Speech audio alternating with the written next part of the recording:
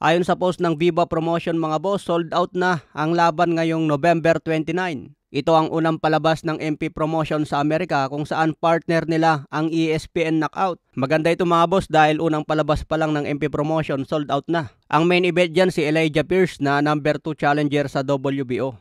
Undercard lang si Jimwell Pacquiao na unang laban niya sa professional. Kaya abangan natin November 29. Abangan din natin ang laban ni Ben Whittaker ngayong November 29.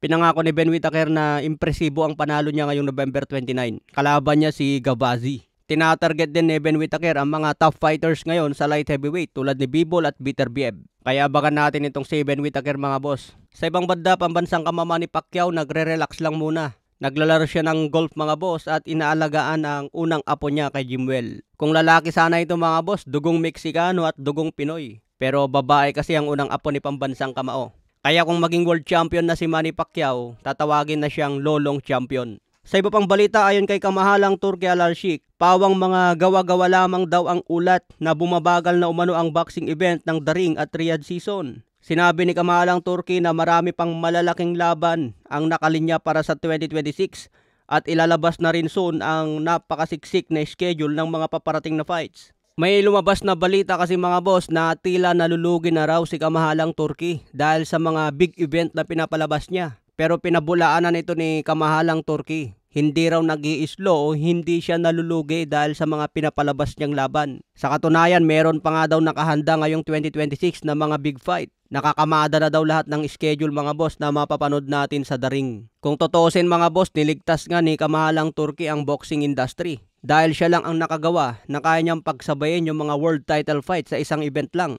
Katulad na lang sa ginawa niya, pinagsabay si Ryan Garcia, Teofimo Lopez, Devin Haney at si Romero. Walang promoter na kayang gumawa niyan mga boss. Dahil itong si Lopez, Haney at Ryan Garcia, kanya-kanyang main event yan tuwing may laban. Pero si kamahalang Turki, pinagsabay-sabay niya yung malalaking big star sa US. Yung mga dating boring na laban, pinaglalaban na niya ngayon at pinagsasabay pa. Kaya malaki ang pasasalamat ng mga boksingero kay kamahalang Turki. Dahil kaya niyang paglabanin yung mga imposibleng laban. Katulad na lang nung Terence Crawford versus Canelo, meron bang promoter na kayang ikasang laban na yon? Si kamahalang Turki lang nakagawa niyan. Yung laban ni Bivol versus Beterbiev, nagkaroon pa ng rematch at ngayon may trilogy pa. Ngayong 2026, laban na naman ni Teofimo Lopez versus Stevenson. Mapapanood na naman yan sa Riyadh season. Kaya pinabulaanan niyang ulat o kumakalat na chismis na nalulugi na raw siya. Okay mga boss, hanggang sa muli nating updates.